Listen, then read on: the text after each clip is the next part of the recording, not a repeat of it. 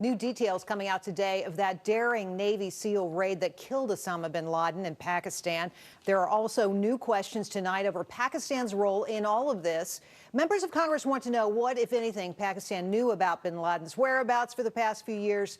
Those lawmakers are threatening to cut off billions of dollars in aid until they get answers. Joining me now, Texas Congressman Ron Paul, a member of the Foreign Affairs Committee and a presidential candidate. Congressman, welcome back to the show. It's great to see you. Thank you. Nice to be with you.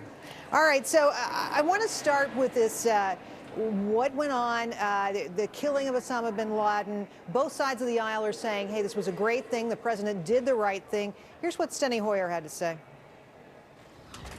He was courageous in authorizing this action. We know that its success was not guaranteed, but obviously the preparation, the courage, the skill of those Navy SEALs made it an extraordinarily successful enterprise in accomplishing the objective for which we have all waited so many years.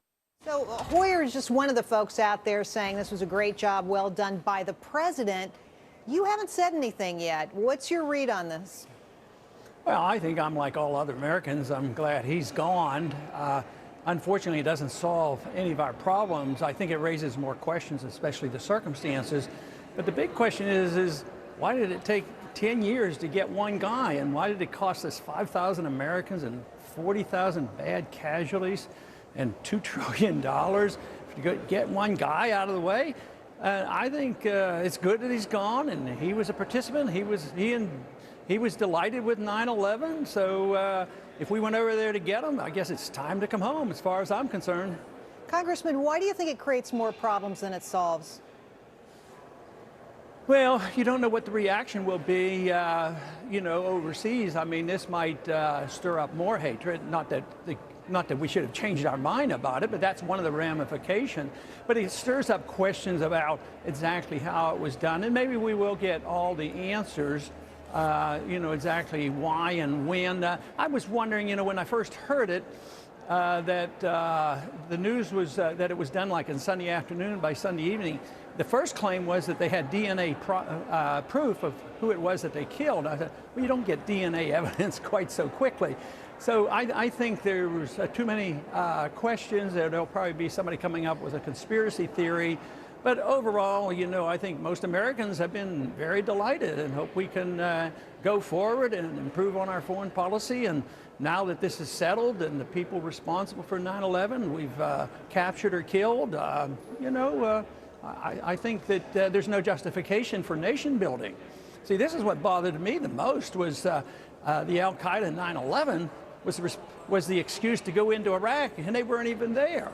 So right. I'm looking at the overall foreign policy that ought to be changed instead of saying, well, let's keep doing it forever and ever and never change our ways. Congressman, to that foreign policy issue, a lot of people now saying, why are we giving money to Pakistan? Let me show our viewers how much money we're giving them.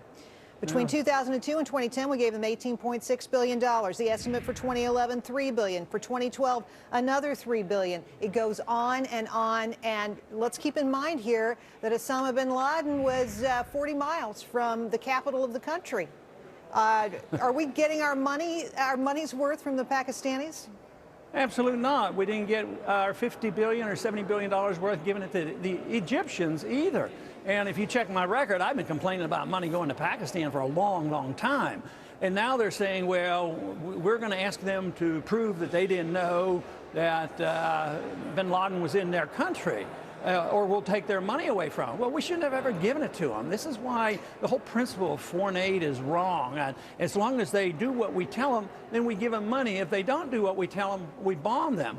When it comes to Pakistan, we do both. We both bomb them with our drones. At the same time, we give them money.